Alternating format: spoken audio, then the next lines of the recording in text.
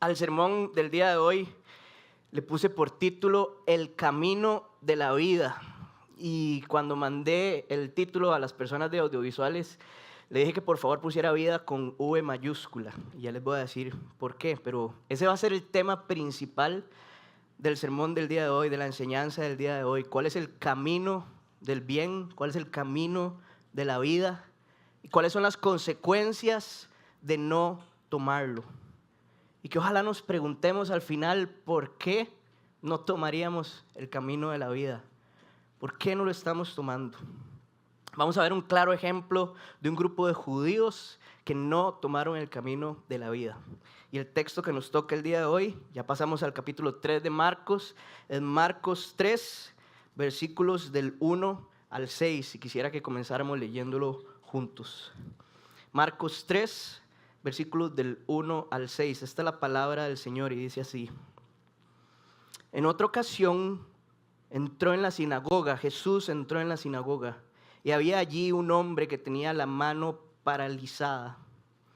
Algunos que buscaban un motivo para acusar a Jesús no le quitaban la vista de encima para ver si sanaba al enfermo en sábado. Entonces Jesús le dijo al hombre de la mano paralizada: ponte de pie frente a todos. Luego le dijo a los otros: ¿qué está permitido hacer en sábado? ¿Hacer el bien o hacer el mal? ¿Salvar una vida o matar? Pero ellos permanecieron callados.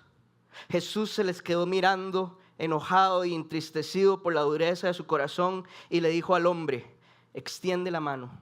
La extendió y la mano le quedó restablecida. Tan pronto como salieron los fariseos, comenzaron a tramar con los herodianos cómo matar a Jesús. Voy a hacer una oración por nosotros. Señor, gracias por tu palabra, Padre. Yo te ruego, Señor, que el poder del Espíritu Santo sea quien nos revele la enseñanza del día de hoy, Señor. Que seas vos quien hable a nuestros corazones y a nuestra mente, Señor, y ayúdanos a disponernos para aprender, para escuchar. Y Señor, para ser transformados en los lugares de nuestro corazón que aún no han sido transformados por tu palabra, Señor. Te pido que me des a mí personalmente, Señor, una habilidad para explicar y una buena memoria para las notas que traigo, Señor. Y gracias, Padre, por este privilegio de poder estar en tu presencia juntos como iglesia. Es en el nombre de Jesús que oramos. Amén. Estamos en un punto clave del Evangelio de Marcos.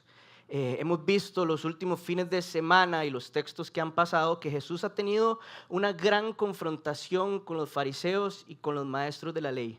De hecho, este pasaje que vamos a ver hoy es el quinto en el cual Jesús recibe oposición de parte de los fariseos, de los maestros de la ley y hasta de los discípulos de Juan el Bautista. Todos estos han tenido lugar en un lugar que se llamaba Capernaum. La primera disputa que vemos suceder entre estos hombres y Jesús es cuando unos amigos bajan en una camilla a un paralítico, ¿verdad? Y Jesús lo sana sin no antes perdonarle sus pecados. Y los fariseos y maestros de la ley tratan a Jesús como un blasfemo, porque, y abro comillas, ¿quién puede perdonar pecados sino solo Dios? La segunda o el segundo confrontamiento luego de que llama a Leví a que lo siga, o a Mateo, cuando Jesús hace una fiesta con sus amigos, con los demás recaudadores de impuestos, y se acercan los fariseos y le preguntan a los discípulos de Jesús: ¿y este come con recaudadores de impuestos y con pecadores? El tercer conflicto sucede luego de que los discípulos no ayunaban. Y se le acercan los discípulos de Juan el Bautista y le dicen: si los fariseos y nosotros sí ayunamos, ¿por qué tus discípulos no están ayunando? Y por último, el cuarto, que fue el que vimos la semana pasada, lo confrontan porque los discípulos estaban supuestamente haciendo algo que no era permitido hacer en sábado. ¿Por qué los discípulos de Jesús hacen lo que está prohibido hacer en sábado? Era la pregunta que tenían ellos. Y el Señor les responde: yo soy el Señor del sábado. Estos conflictos, como lo acabamos de ver, en el primero comenzaron como pensamientos de parte de los fariseos. Pero Jesús sabía cuáles eran esos pensamientos. Pero el día de hoy, que es esta culminación de eventos, vamos a ver que ya ellos empiezan a querer tomar acciones. Ya no es solo que lo piensan, sino que empiezan a querer tomar acciones. Y quise explicar todo esto porque no quiero que veamos el texto de hoy como si fuera algo aislado, sino que esto viene en crecimiento, ¿verdad? Viene en ebullición, como los fariseos estaban enojados con Jesús y cómo querían confrontarlo por todo lo que él estaba haciendo. Entonces vamos a ir al texto del día de hoy. Lo voy a dividir en 3 bloques, que creo que así lo podemos entender un poquito mejor. Entonces el primer bloque va a ser Marcos 3, del 1 al 2, y quiero que lo volvamos a leer. Dice así: En otra ocasión entró Jesús en la sinagoga y había allí un hombre que tenía la mano paralizada. Algunos que buscaban un motivo para acusar a Jesús no le quitaban la vista de encima para ver si sanaba al enfermo. Entonces, lo primero que quisiera que notemos en este primer bloque es que nos dice claramente que Jesús está entrando a una sinagoga, específicamente en el día sábado, ¿cierto? Ahora, esto era una costumbre de parte de Jesús. Lo hemos visto hacerlo en Marcos, en el primer capítulo, cuando Jesús sana a un endemoniado. Pero el Evangelio de Lucas yo creo que nos lo dice muy claramente. Veamos lo que dice Lucas, capítulo 4, versículo 16. Dice así: Fue Jesús a Nazaret, donde se había criado, y un sábado entró en la sinagoga, y esto es lo importante, como era su costumbre. Se levantó para hacer la lectura. Y ahí lo que sigue es que Jesús lo que hace es una lectura de la porción del libro de Isaías. O sea, que lo que se reunían a hacer los judíos en la sinagoga era estudiar lo que ahora nosotros conocemos como el Antiguo Testamento. Pero para Jesús eso era una costumbre. Entrar en la sinagoga, a donde sea que él se encontrara, cuando fuera el día sábado. Ahora, ¿qué es una sinagoga? Una sinagoga dice que era el lugar local donde los judíos se juntaban, ojo esto, para adorar a Dios. Pero la raíz de la palabra sinagoga no hacía referencia a un lugar físico, sino que hacía referencia a un conjunto de judíos juntados para adorar y aprender. Eso era lo que significaba sinagoga. ¿Y por qué era que era una costumbre para Jesús y los judíos juntarse en la sinagoga un sábado? Para responder esa pregunta, quiero que nos devolvamos al mandamiento de Dios que a través de Moisés le dio al pueblo de Israel referente al sábado. Y eso lo encontramos en Éxodo 20, versículos del 8 al 11. En Éxodo 20 lo que encontramos principalmente son los 10 mandamientos. Dice así: Acuérdate del sábado para consagrarlo. Trabaja 6 días y haz en ello todo lo que tengas que hacer. Pero el día séptimo será un día de reposo para honrar al Señor tu Dios. No hagas en ese día ningún trabajo, ni tampoco tu hijo, ni tu hija, ni tu esclavo, ni tu esclava, ni tus animales, ni tampoco los extranjeros que vivan en tus ciudades. Acuérdate de que en 6 días hizo el Señor los cielos y la tierra, el mar y todo lo que hay en ellos, y descansó el séptimo día. Por eso el Señor bendijo y consagró el día de reposo. Entonces, según el mandato de Dios para el pueblo de Israel, el día sábado era para consagrarlo. ¿Qué significa consagrarlo? Para dedicarlo, para ofrecérselo a Dios. Era un día de reposo y el texto mismo nos dice, si puedes volver a ponerlo en los versículos 8, era un día de reposo para honrar al Señor. Está muy claro, ahí hay 2 para. Dice, acuérdate del sábado para consagrarlo, o sea, para dedicarlo, ofrecerlo al Señor. Y luego más adelante dice, será un día de reposo para honrar al Señor. Y de acuerdo a esto, entonces se exigía que no se hiciera ningún trabajo en sábado. Pero el fin último eran estas 2 cosas.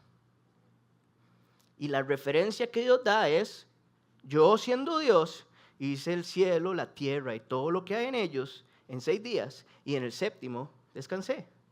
Como ustedes no van a descansar, van conmigo. Entonces, esto lo resalto porque esto era justo lo que los judíos debieron haber estado haciendo en el texto en el que nos encontramos en este momento. Estaban en la sinagoga y era sábado y conocían perfectamente el mandamiento que Dios les había dado. ¿Pero qué estaban haciendo? Veámonos en el versículo 2, Marcos 3, versículo 2. Algunos que buscaban un motivo para acusar a Jesús no le quitaban la vista de encima para ver si sanaba al enfermo el sábado.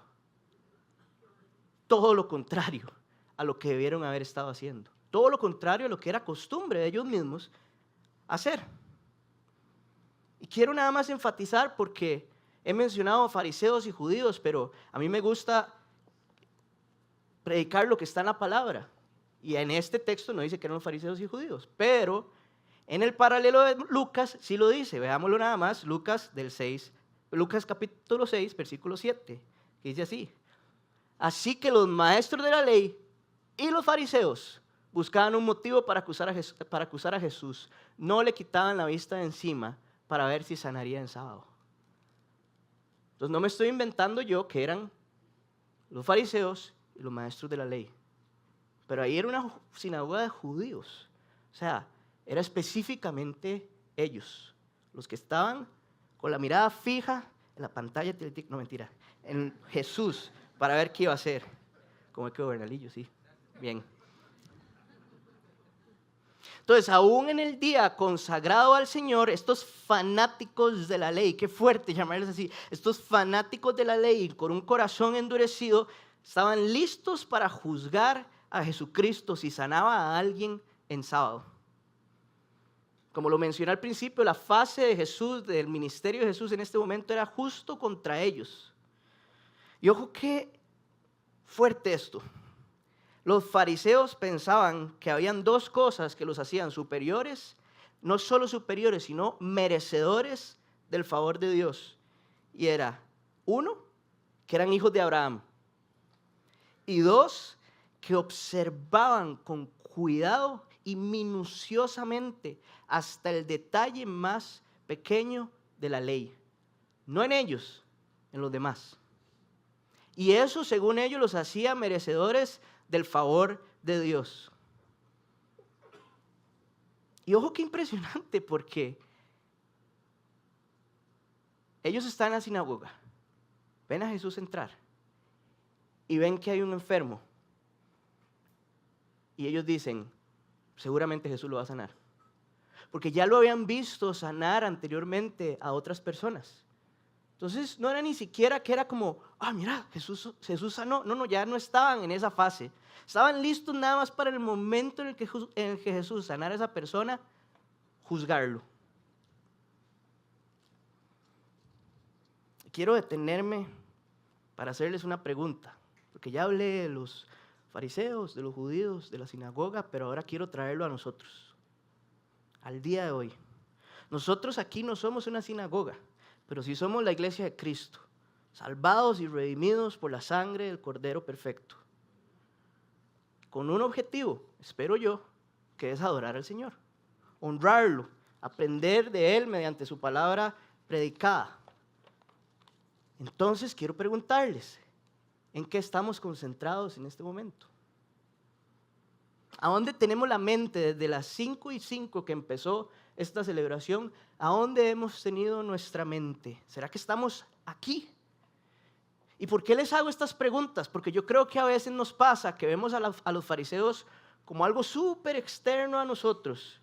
No sé, tal vez pensamos como, uy, qué fuerte, esos hombres juzgaban demasiado fuerte a Jesús.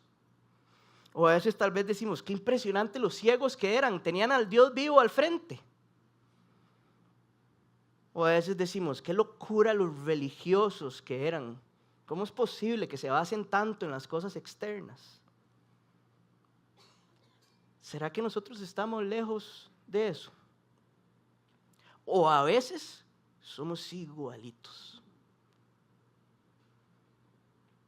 ¿Será que nuestro pecado a menudo nos lleva a tomar esa postura, esa misma actitud y a distraernos totalmente de la obra del Señor, de adorar al Señor, de honrarlo? ¿Cuál es, Le hago esta pregunta a cada uno de ustedes. ¿Cuál es su postura de corazón para adorar al Señor? ¿Será que estamos adorando con un ojo abierto, viendo a ver cómo está la cosa alrededor de nosotros? Y para contestar a esta pregunta quiero dar una definición de adoración, porque puede ser que no la tengamos muy clara. Y uno de mis escritores favoritos murió hace relativamente poco, se llama J.I. Packer, y dice así, lo tenemos ahí arriba: adorar es honrar y glorificar a Dios con gratitud de corazón, con un corazón agradecido. Ojo esto, ofreciéndole de vuelta todos los buenos dones y todo el conocimiento de su gracia y su grandeza que Él mismo nos ha dado. Se trata de alabarle por quien Él es, darle gracias por lo que Él ha hecho y desear que Él obtenga más gloria mediante nuestros actos de misericordia y poder. Es confiarle nuestra preocupación por el bienestar futuro y el de los demás. Eso es adorar al Señor. ¿Será que estamos haciendo eso hoy? ¿O estamos totalmente distraídos?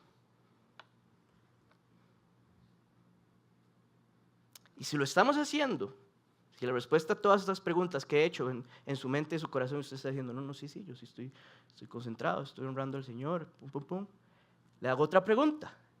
¿Será que usted lo está haciendo con gozo o por obligación?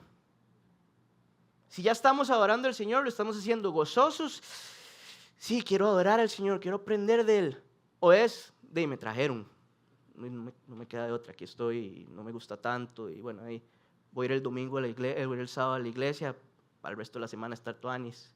¿Me explico? ¿Es con gozo o por obligación? Ya Packer sigue la definición, no la tengo ahí arriba, pero vean qué lindo. Dice, aprender de Dios a través de su palabra predicada también es un acto de adoración. La atención a su palabra lo honra. Es una mezcla, o debería de ser una mezcla, de asombro y gozo. No se pierdan de esto. Asombro y gozo por el privilegio de poder acercarse al Creador a través de su palabra. Y eso debería llevarnos a cada uno de nosotros a una confesión honesta y radical de nuestro pecado, para que a través del Espíritu Santo que habita en aquellos que ya pusimos nuestra fe en Jesús, para que a través del Espíritu Santo, con esa confesión que genera escuchar su palabra predicada, seamos transformados a la imagen de Cristo y santificados para alejarnos del pecado. Entonces, escuchar con atención la palabra de Dios predicada es adoración, es honrar al Señor. Estamos aprovechando ese gran privilegio que la palabra de Dios quedó tan fácil de accesar, tan fácil de conseguir, o estamos desperdiciándolo por estar concentrados en otras cosas, por lo que vamos a hacer después, por lo que hicimos antes, por lo que vamos a hacer mañana, por nuestro trabajo, por nuestras cargas, por nuestras luchas. ¿A dónde está nuestra mente? Yo les ruego que no tomemos lo que está pasando en este momento a la ligera. La palabra de Dios es viva, es poderosa, es más cortante que cualquier espada. Dice que penetra hasta lo más profundo del alma, del espíritu, hasta la médula de los huesos y juzga los pensamientos y las intenciones del corazón. Eso es Hebreos 4, versículo 12. La palabra de Dios nos enseña el carácter de nuestro Señor. ¿Quién es Él? No tomemos esto a la ligera. Y no seamos como los fariseos. Honremos el nombre del Señor todos los días. Adoremos al único que es digno de ser adorado. Pidámosle al Espíritu Santo ayuda para hacerlo si no lo estamos logrando hacer.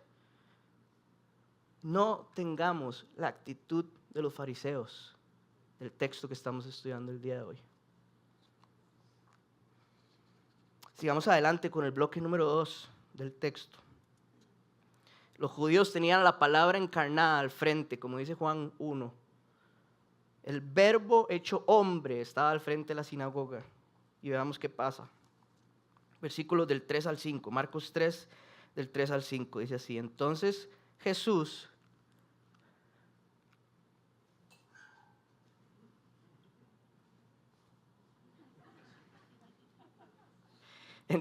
Jesús le dijo al hombre de la mano paralizada: ponte en pie frente a todos. Luego le dijo a los otros: ¿qué está permitido hacer en sábado? ¿Hacer el bien o hacer el mal? ¿Salvar una vida o matar?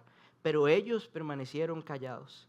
Jesús se les quedó mirando, enojado y entristecido por la dureza de su corazón, y le dijo al hombre: extiende la mano. La extendió y la mano le quedó restablecida. Los fariseos no le quitaban la vista de encima a Jesús. Y aún así, Jesús, sabiendo eso, le dice al hombre: venga, párese aquí al frente de todos. Pues aquí donde todos lo puedan ver. Yo sé lo que ellos están pensando, pero no quiero que nadie se pierda de esto. Esto es una enseñanza para todos los que están aquí. Póngase aquí al frente. Impresionante, ¿verdad? Y antes de sanarlo, pone ante ellos dos caminos: hacer el bien o hacer el mal. Salvar una vida o matar. Muy clarito, dos caminos: la vida o la muerte. Y cuando les hace esta pregunta, ¿qué hacen los fariseos? Silencio. Porque esto no está estipulado claramente en el mandamiento que leímos de Éxodo 20. Ya vimos, era consagrar, honrar, reposar, adorar y no trabajar. No habla nada de sanidad. No habla nada de dos caminos. La misma religiosidad de estos hombres de ponerle tradiciones y de ponerle cosas a los mandamientos de Dios los hacía estar tan confundidos de lo que sí se podía o no se podía hacer en sábado, que no saben cómo responder esta pregunta. Y entonces permanecieron callados. Hubo silencio.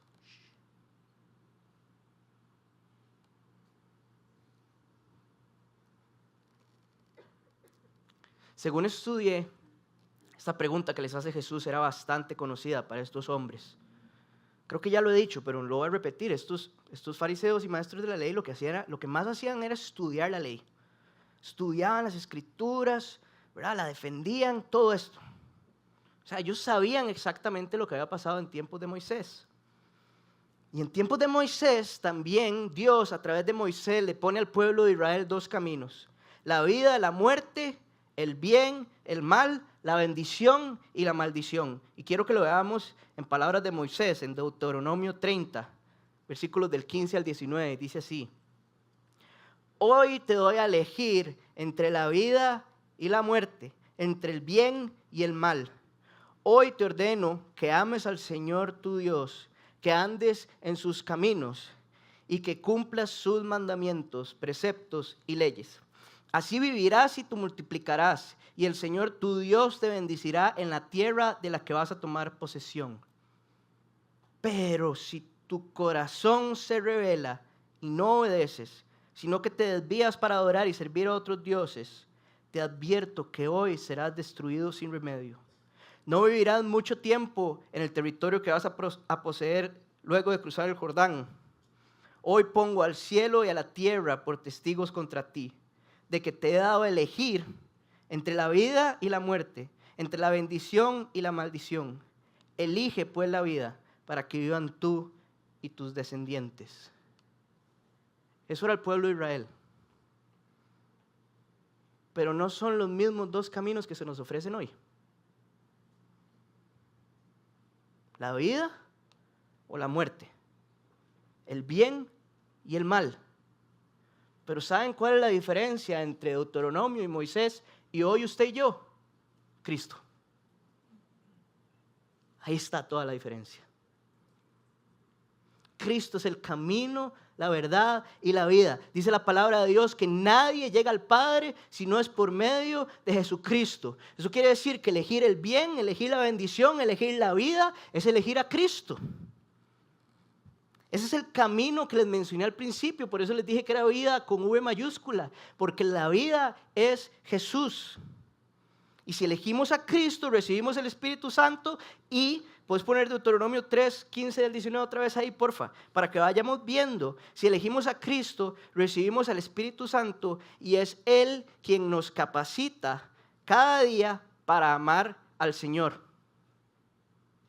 Él es el Espíritu Santo que habita en nosotros, quien nos capacita cada día para amar al Señor, para andar en sus caminos, para cumplir sus mandamientos, preceptos y leyes. Pero ojo esto, ya no es un mandato, ya no es una orden, sino que al Espíritu Santo vivir adentro de nosotros y ser Él quien nos capacita, lo que debería hacer es algo que brota de nosotros. Queremos obedecer las leyes de Dios. ¿Por qué? Porque elegimos el camino de Cristo. Y el camino de Cristo es el que nos lleva a obedecer todo eso con gozo, con alegría. ¿Por qué? Porque tendremos una herencia inmarchitable, indestructible e incontaminada, reservada en el cielo para nosotros, como dice Primera de Pedro. Y cuando Él regrese por su iglesia, porque ojo, está prometido que va a volver por nosotros. Cuando Él regrese, nos bendecirá en las regiones celestiales. Esa es nuestra tierra prometida, de la cual sus hijos y sus hijas vamos a tomar posesión por toda la eternidad.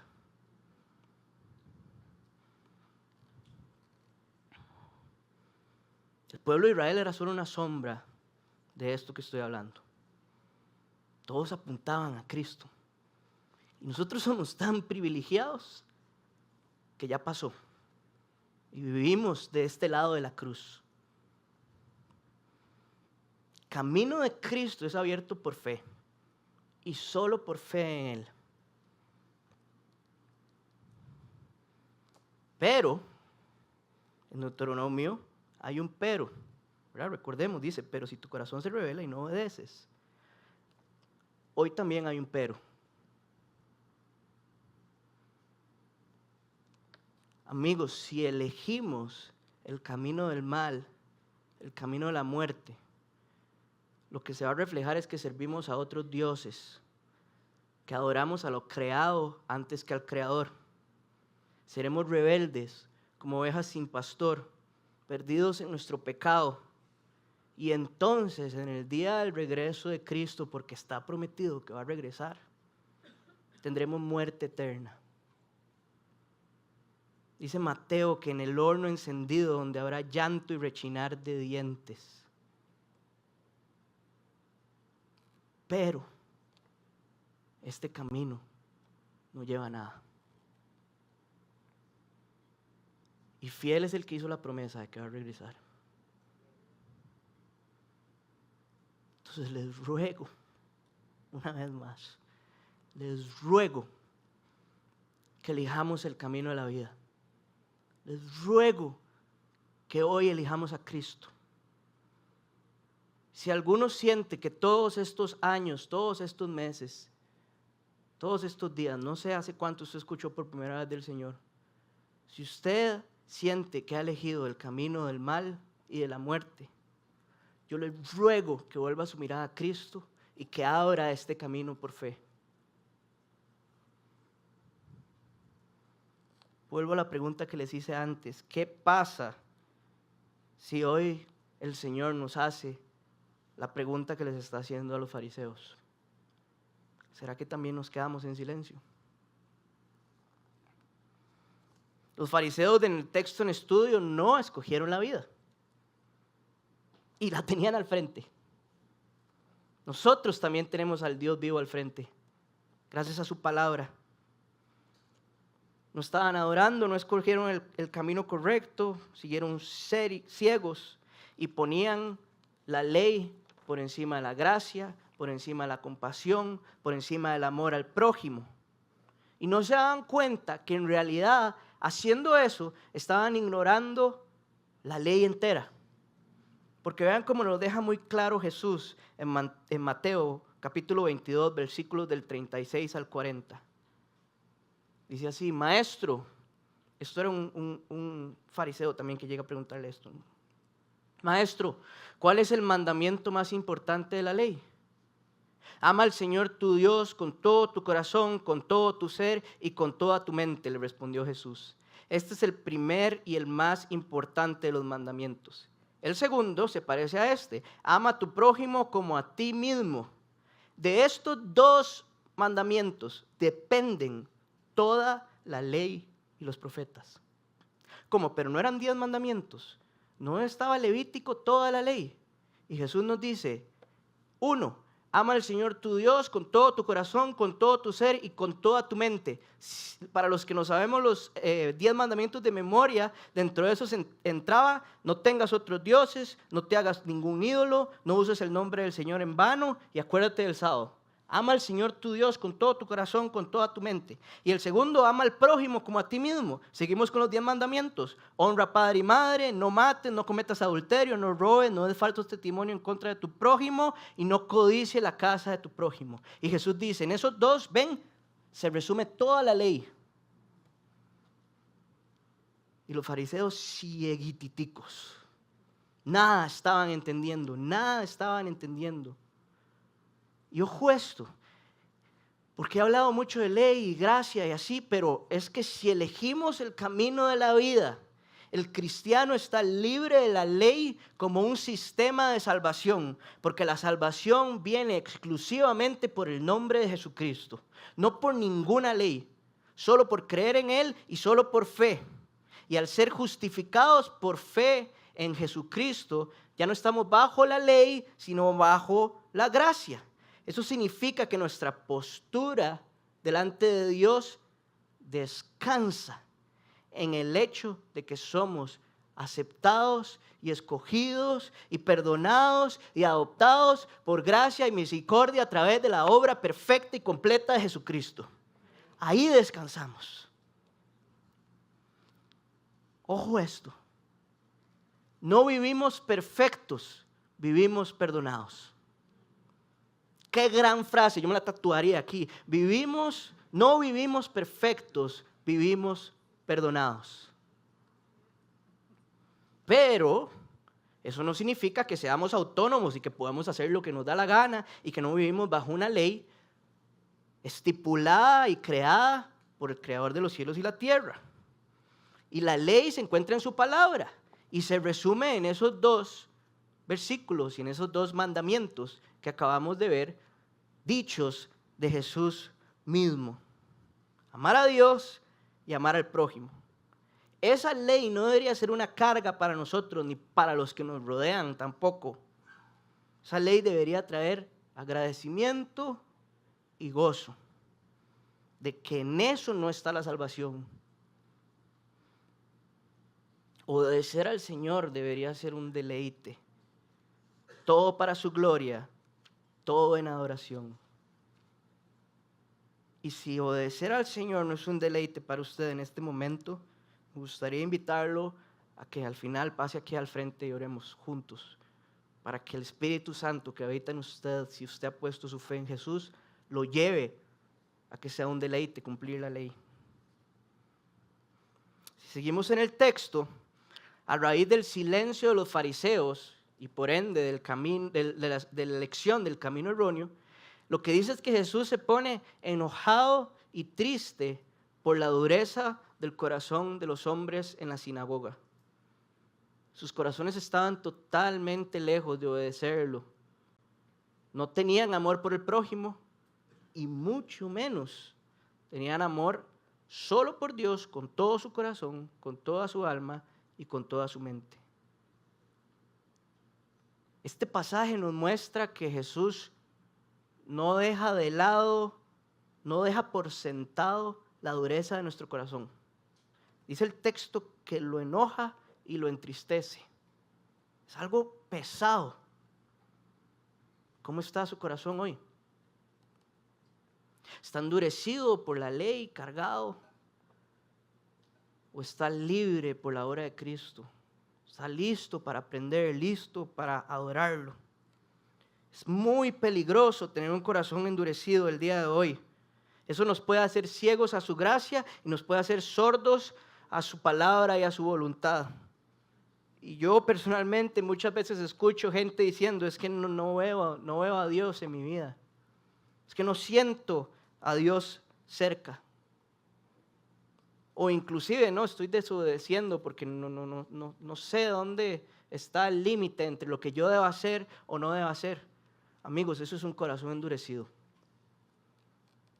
Dios está cerca de los quebrantados de corazón, de los de corazón humilde. Dios está cerca.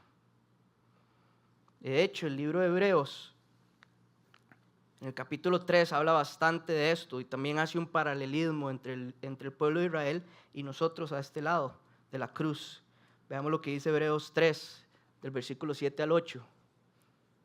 Por eso, como dice el Espíritu Santo, si ustedes oyen hoy su voz, no endurezcan el corazón, como sucedió en la rebelión en aquel día de prueba en el desierto. Eso se refiere al momento en el que los israelitas vuelven su espalda a Dios, empiezan a adorar a otros, como nos sacaste de Egipto, y Dios les dice, se quedarán 40 años en el desierto, hasta que el último muera, y las otras generaciones son las que van a entrar a la tierra prometida. Eso es Israel. Y hoy, vean lo que dice Hebreos 3, del versículo 12 al 14. Cuídense, hermanos. Qué belleza esa palabra. Cuídense, hermanos, de que ninguno de ustedes tenga un corazón pecaminoso e incrédulo, o sea, un corazón endurecido, que los haga apartarse del Dios vivo. Más bien, mientras dure ese hoy, o sea, cuando estamos escuchando la voz de Dios, en ese hoy, anímense unos a otros cada día, para que ninguno de ustedes se endurezca por el engaño del pecado.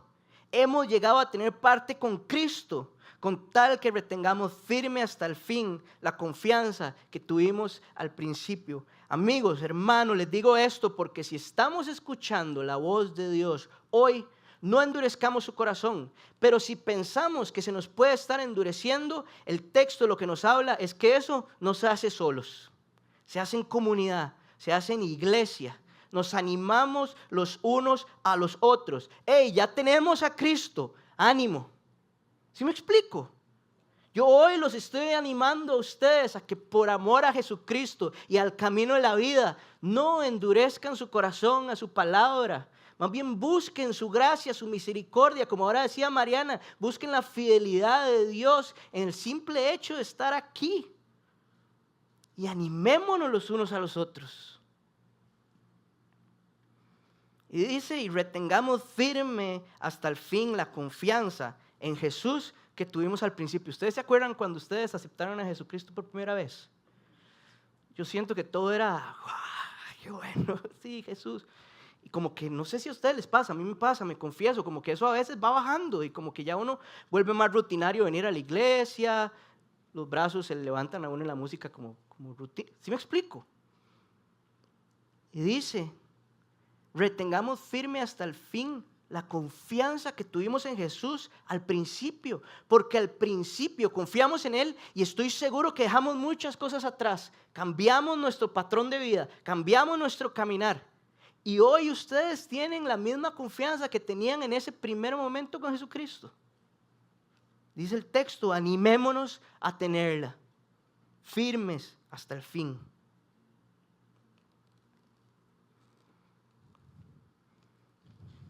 Si ustedes en este momento están pensando, qué raro, Patiño no ha enseñado nada el sábado. Y yo pensé que ese era el tema del pasaje. Me da risa porque así lo puse en mis notas, como entre comillas. Yo creo que este es un buen momento para resumir y recapitular todo lo que hemos aprendido del texto el día de hoy. Y darnos cuenta que la respuesta al sábado está ahí. El descanso del sábado de su estipulación era para honrar al Señor y para adorarlo. Eso no es algo que nos hace ganar la salvación, la cual es solo por el camino de la vida, por Jesucristo. Si escogemos el camino de la vida, lo bueno, la bendición, si nos animamos los unos a los otros para no endurecer nuestro corazón, entonces sabríamos cómo mantener con gozo y con alegría, con adoración, los mandamientos del Señor. Ama al Señor tu Dios con todo tu corazón, con toda tu alma, con toda tu mente y ama a tu prójimo. Y yo creo que el cristiano hace esto, o debería hacerlo, todos los días. No solo uno. Todos los días deberían ser para honrar al Señor, para buscar su carácter. Por ende, según esto que hemos estudiado, habitando el Espíritu Santo en nosotros, yo no creo que deberíamos de ponernos específicos con que si es un sábado o otro día. Si entendemos la sustancia que hay detrás de mantener el descanso y el beneficio que obtenemos de hacerlo, no deberíamos de ponernos tan específicos como los fariseos en qué es el sábado. Y no lo digo solo yo. Vean cómo lo dice Pablo en Romanos 14, del 5 al 8. Dice así: hay quien considera que un día tiene más importancia que otro, pero hay quien considera iguales todos los días. Cada uno debe estar firme en sus propias opiniones. El que le da importancia especial a cierto día clave, lo hace para el Señor. El que come de todo, y aquí hago un paréntesis porque Pablo viene hablando de días y de comidas, porque era lo que más juzgaban los fariseos, en separar quién era espiritual y quién no. Entonces habían unos que decían que si no comían, que si comían algo que no era lo que los fariseos aceptaban, no eran espirituales. Entonces por eso Pablo menciona esto. Dice: el que come de todo, come para el Señor, y lo demuestra dándole gracias a Dios. El que no come para el Señor se abstiene y también le da gracias a Dios. Y aquí vamos a la clave. No me quise saltar eso de la comida y explicárselo rápido. Porque ninguno de nosotros vive para sí mismo, ni tampoco muere para sí. Si vivimos, para el Señor vivimos. Y si morimos, para el Señor morimos. Así pues, sea que vivamos o que muramos, del Señor somos. La importancia, amigos, no está en el día. Está en hacerlo para el Señor, está en hacerlo en agradecimiento, porque de Él somos, para Él vivimos en este mundo caído, para honrarlo, para evangelizar a las personas que están alrededor de nosotros, y para Él morimos, para estar junto con Él la vida eterna. Y dice Hebreos 4 que ahí encontraremos descanso de nuestras obras. De Él somos, porque Él nos compró con su sangre. Dice que el precio de nuestro rescate no se pagó con cosas perecederas como el oro o la plata, sino con la sangre preciosa de Jesucristo. Entonces, primero somos del Señor y luego cumplimos con gozo sus mandatos. Primero elegimos el camino de la vida y entonces se debería ver más bien como un gozo, descansar, reposar para nuestro beneficio, y mientras lo hacemos, honrar al Señor. Díganme si no suena como un buen plan.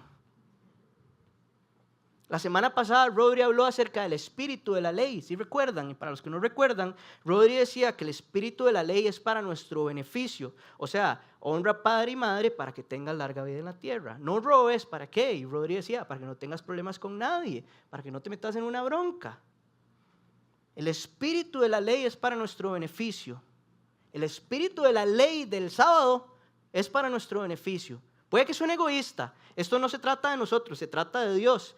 Pero en su gracia y en su soberanía y en su misericordia nos da cosas para nuestro beneficio. ¿Cómo qué? Como el descanso. El descanso es un don de Dios para cuidarnos y para ayudarnos a hacer todo lo que Él quiere que nosotros seamos, no iguales a Dios. No somos Dios. Y si Dios hizo el cielo, la tierra y todo lo que hay en ellos en 6 días y el séptimo descansó, perdón que lo diga así, pero ¿quién se cree usted que no tiene que descansar? El descanso nos permite parar, reflexionar y especialmente disfrutar de nuestra comunión con Dios y con su creación. Y seamos honestos otra vez. ¿Qué es lo que más nos aleja de hacer eso? Voy a volver a decirlo: parar, reflexionar, disfrutar de nuestra comunión con Dios y con su creación. ¿Qué es lo que a usted y a mí más nos aleja de eso? El trabajo. ¿Cierto o mentira? No sé, perdón si estoy generalizando, no quiero generalizar. Puede ser que alguien diga: no, a mí no estoy generalizando, pero usualmente es. Entonces mi objetivo hoy no es enseñar si un día es más importante que otro. Mi objetivo es enseñar lo provechoso y lo gozoso que puede ser cumplir con lo que Dios nos manda y buscar cuál es el beneficio de eso. Entonces yo personalmente quiero invitarlos a que ustedes tengan un día de descanso, a que honren a Dios. Honrar a Dios debería de pasar todos los días, pero qué lindo ser intencionales y que un día nos dediquemos específicamente a eso. Un ejemplo puede ser venir a la iglesia, luego salir a almorzar con hermanos de la iglesia, con un corazón agradecido, comentar el sermón, lo que aprendimos, cómo nos vimos, ¿cómo se llama esto? Confrontados, cómo el Señor puede transformar nuestra vida. Orar por mí, porque eso que dijo Patiño, yo no lo entiendo, no lo veo, no lo siento. Después irse, estar con la esposa o estar solo, ver un programa favorito, si uno tiene sueño, dormir un rato. Les voy a decir algo, cuando uno duerme, Dios no duerme. Cuando uno duerme, Dios sigue trabajando. Y dormir es un reflejo de que confiamos en que Él es el que hace la obra. A veces yo llego donde Rodri y le digo, Rodri, hice un sermón y no puse ni un solo ejemplo mío. Entonces aquí quiero contarles cómo yo mantengo mi descanso, cómo yo cumplo con esto. Lo primero, y es que es raro, no quiero hablar de mí, pero lo primero raro es que lo hago los lunes. Me imagino que para muchos de ustedes los lunes más bien es el día donde empiezan con toda la semana. Pero yo descanso de mi trabajo, de las cargas de mi día, y soy muy intencional en concentrarme en el Señor. Entonces apenas abro los ojos, tengo un libro de salmos aquí a la par de mi cama, y lo primero que hago es leer los salmos. Después voy, me sirvo un café, pero ojo esto, por si quieren hacerlo. Yo bajo y cuando estoy haciéndome un café empiezo, Dios, gracias por este coffee maker que me diste, gracias por esta sustancia tan beneficiosa y tan deliciosa y tan buena. Intencionalmente voy agradeciéndole al Señor, caliente, Señor, gracias porque puedo tomarme el caliente, gracias por esta taza. Subo y leo la palabra de Dios un buen rato y aquí está el secreto, sin prisa. Me olvido de la prisa. En algún momento ojalá me permitan dar un sermón acerca de la prisa, pero la prisa es lo peor. Sin prisa, leo la palabra de Dios, le doy gracias a Dios por su palabra, luego a veces salgo a correr o salgo a caminar y veo su creación y le doy gracias al Señor por las montañas, por los cielos. Si alguien me ve seguro dice, seguro va hablando solo. Yo voy orando, voy agradeciéndole al Señor por todo. No veo redes sociales. 0 redes sociales. Si quiero dormir, duermo. Y esto es lo último que hago cuando regreso a comer y así. Estoy pendiente de mi esposa. Voy y le digo que la amo, le doy besos, etcétera, etcétera. Estoy pendiente de ella, cómo le puedo servir. Hago cosas en mi casa. El otro día agarré una esponja increíble, no sé, creo que es de Mr. Músculo o algo así, que uno pasa la esponja en las paredes y se borran como magia las líneas. Se las recomiendo. Impresionante. Pero cuido mi casa porque es un regalo del Señor, ¿sí me explico? Qué gracia y qué fidelidad que Él me dé una casa, un techo. Cuido de mi cuerpo, es el día que me rasuro, por eso yo ando así medio feillo, pero los lunes yo me rasuro, me lavo el pelo, me baño con calma. ¿Ya me entienden el punto? Y mientras lo hago voy honrando al Señor. Díganme si alguien quiere decir, no, Patiño está mal porque no es sábado. Ay, amigos, veamos lo que hay detrás de honrar al Señor un día, de descansar. Vean lo que dice Mateo 11, 28. Muchos seguro se saben este texto de memoria. Dice, vengan a mí todos ustedes que están cansados y agobiados, y yo les daré descanso. Nuestro descanso está en Jesucristo. Al final de cuentas, en nuestro texto, Jesús hace su obra, dice que le dice al paralítico que extienda su mano y lo sana. Entonces terminemos el sermón del día de hoy con el último versículo, que es el versículo 6, y dice así, tan pronto como salieron los fariseos, comenzaron a tramar con los herodianos cómo matar a Jesús. Lo primero que quiero decir es que ahí no dice heredianos, dice herodianos. Entonces, solo por si acaso, que no tomemos esto para hacer otras cosas. Ojo, según ellos estaban en reposo, pero lo que estaban haciendo era juzgando y Apenas Jesús sana, ¿qué hacen? Trabajan. Se ponen a maquinar inmediatamente cómo van a matar a Jesucristo. Esos herodianos que les estoy hablando, ¿quiénes eran? Los que seguían la dinastía de Herodes y decían que Herodes era el Mesías. Pero los fariseos decían que el Mesías iba a venir de la línea de David. Esos dos se odiaban. Pero extrañamente en este texto se juntan para tramar la muerte de Jesús. Y se unen pensando que matar a ese maestro, con su muerte, todo iba a terminar. Todo iba a morir con él.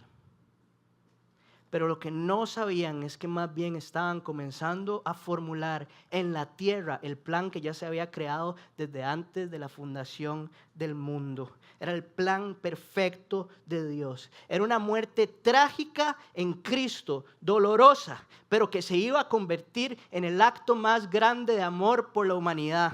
Era la oscuridad, estaban formulando todo lo malo, todo lo oscuro, que eso se iba a convertir en luz para aquellos que ponemos nuestra fe en Cristo. Era aquello que iba a abrirnos el camino, porque si no, ese camino, amigos, no se hubiera abierto por ninguna razón.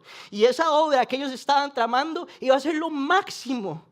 Era convertir todo lo muerto, todo lo podrido en vida. Era convertir lo débil. Ese hombre se va a morir, en que ese hombre iba a resucitar al tercer día y la tumba iba a estar vacía y el Dios que adoramos hoy está vivo. Entonces eso muerto se iba a convertir en vida. ¿Sí me explico lo que estaban tramando esos hombres? No tenían ni idea de lo que estaban haciendo. Que lo imperfecto, lo juzgado, lo señalado por los dedos, se iba a convertir en el único que puede señalar con el dedo y por gracia no lo hace. La tumba quedó vacía luego de esa muerte que se empezó a planear en este momento. Después de algunos días subió al cielo, lo sentó a la derecha y está registrada en la palabra de Dios la mejor promesa que se pudo haber hecho al género humano. Dice, este mismo Jesús que ha sido llevado entre ustedes al cielo, vendrá otra vez de la misma manera que lo han visto irse. Volverá por su iglesia, volverá a llevarnos al verdadero descanso, al verdadero Shabbat, donde ya no habrá más sufrimiento, donde ya no habrá más trabajo, donde dice la palabra de Dios que va a haber una multitud de todas las naciones adorando y diciendo, santo, santo, santo, digno es el Cordero de Dios.